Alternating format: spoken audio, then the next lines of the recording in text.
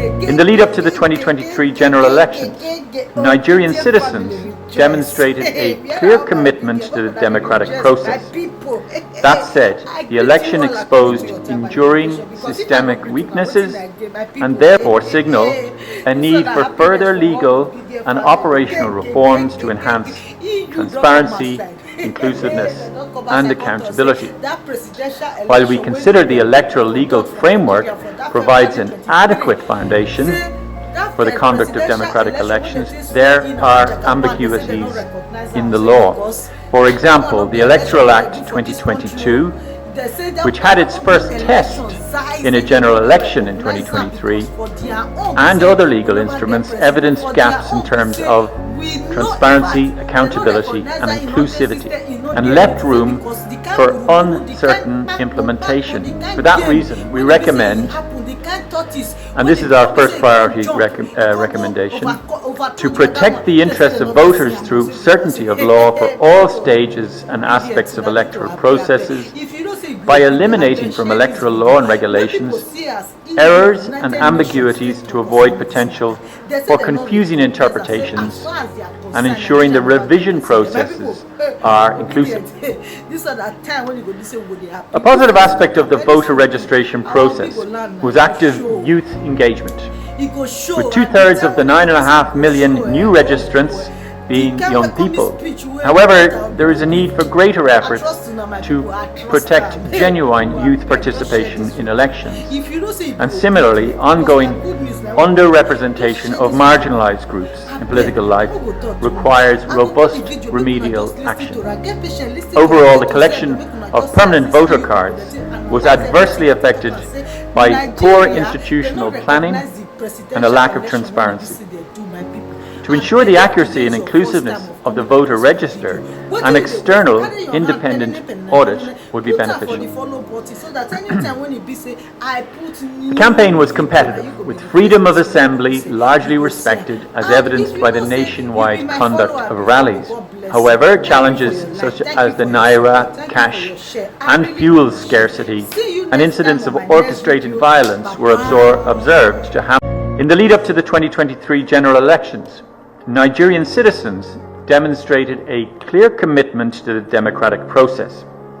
That said, the election exposed enduring systemic weaknesses and therefore signaled a need for further legal and operational reforms to enhance transparency, inclusiveness and accountability. While we consider the electoral legal framework provides an adequate foundation for the conduct of democratic elections, there are ambiguities in the law. For example, the Electoral Act 2022, which had its first test in a general election in 2023, and other legal instruments evidenced gaps in terms of transparency, accountability and inclusivity, and left room for uncertain implementation. For that reason, we recommend, and this is our first priority recommendation, to protect the interests of voters through certainty of law for all stages and aspects of electoral processes by eliminating from electoral law and regulations errors and ambiguities to avoid potential for confusing interpretations and ensuring the revision processes are inclusive. A positive aspect of the voter registration process was active youth engagement, with 2/3 of the 9.5 million new registrants being young people. However, there is a need for greater efforts to protect genuine youth participation in elections, and similarly, ongoing underrepresentation of marginalized groups in political life requires robust remedial action. Overall, the collection of permanent voter cards was adversely affected by poor institutional planning and a lack of transparency. To ensure the accuracy and inclusiveness of the voter register, an external independent audit would be beneficial. The campaign was competitive, with freedom of assembly largely respected, as evidenced by the nationwide conduct of rallies. However, challenges such as the naira, cash and fuel scarcity and incidents of orchestrated violence were observed to hamper some campaign activities and to reduce attendance.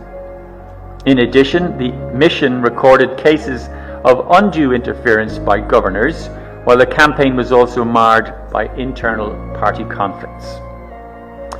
Personality-focused canvassing and misuses of incumbency by governors tilted the playing field, leading to increased polarization, driven by divisive rhetoric based on ethnicity and religion. Candidates' prospects to meaningfully campaign also were negatively impacted by a high level of disputes resulting from candidate registration. The mission noted well over 1,000 pre-election court cases, some negatively impacted or overlapped with the polls. Our mission recorded more than 100 campaign-related violent incidents, including, tragically, assassinations. These and other criminal acts obstructed the campaign, disrupted the elections, and suppressed voter participation. Weaknesses in the legal framework for these electoral offences and others, such as misuse of state resources, intimidation, and vote buying, contributed to inadequate enforcement. Key state institutions, including INEC, but also political parties, failed to tackle these problems.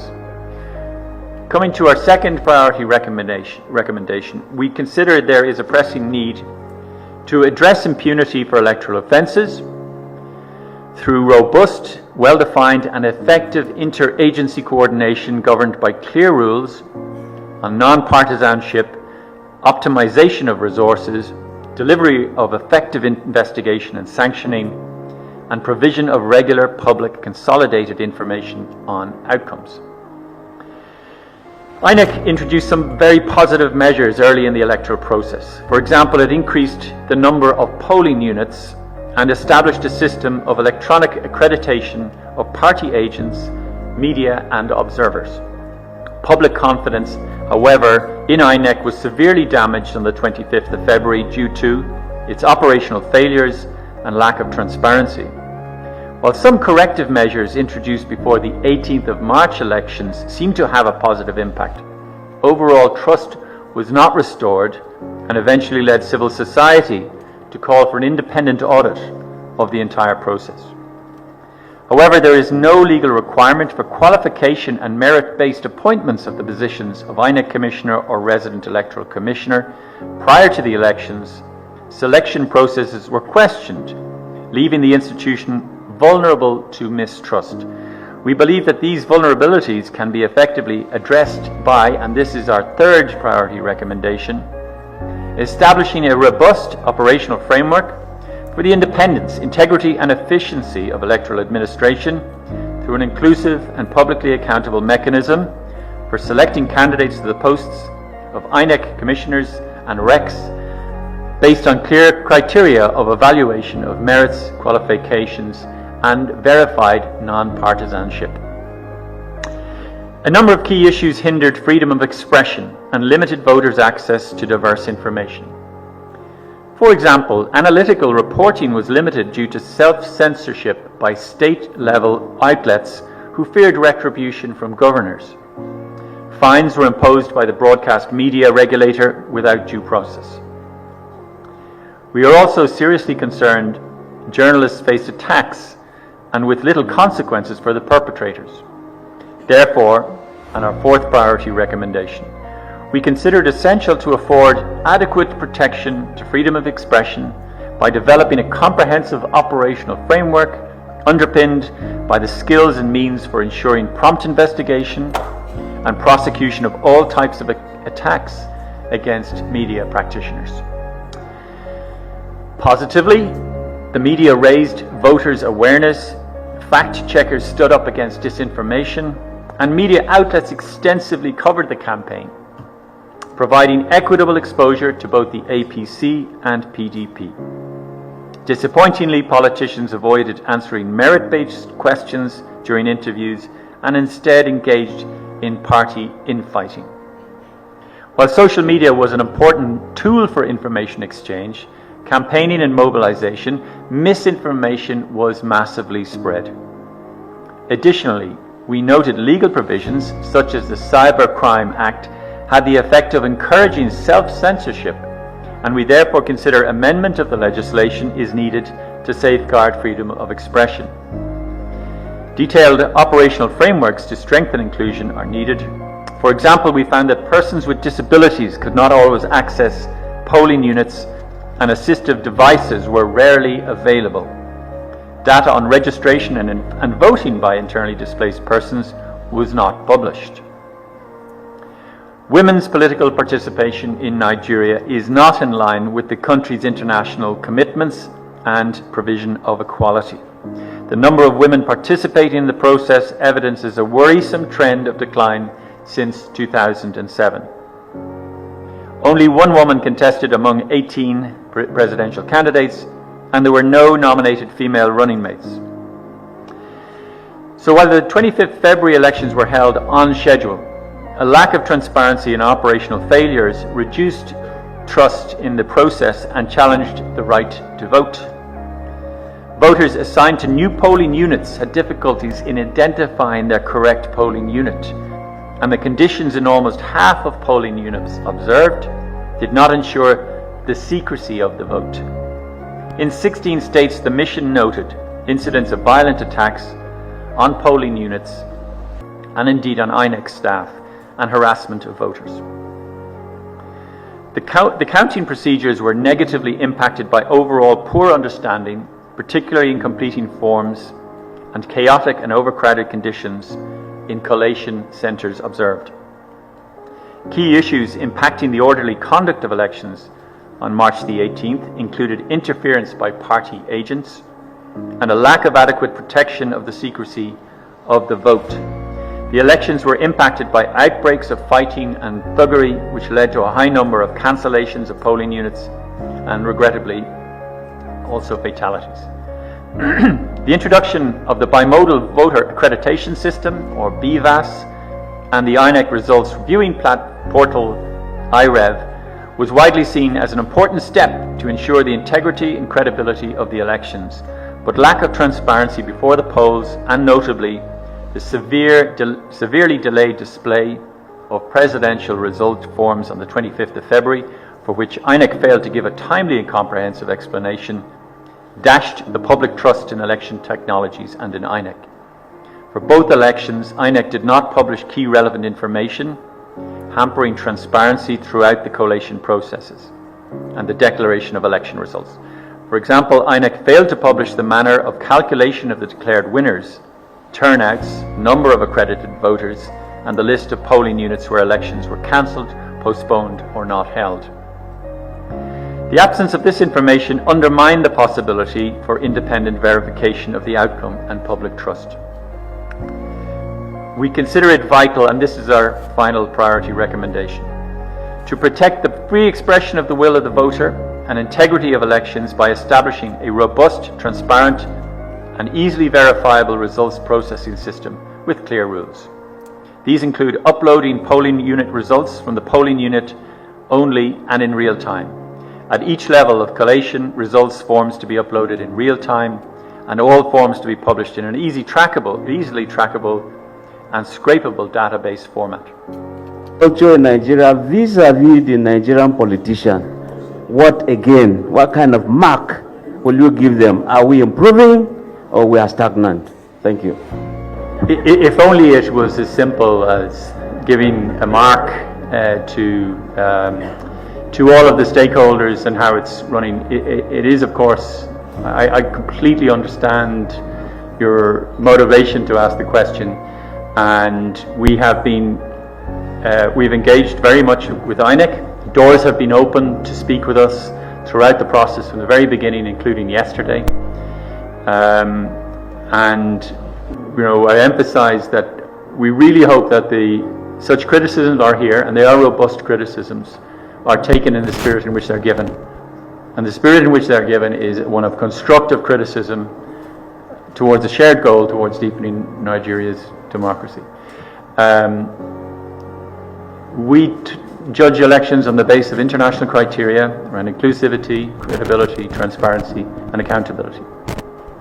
And throughout the report, we draw on these central principles, and it is for the people of Nigeria to conclude, based on what we found, to make the mark, I would say.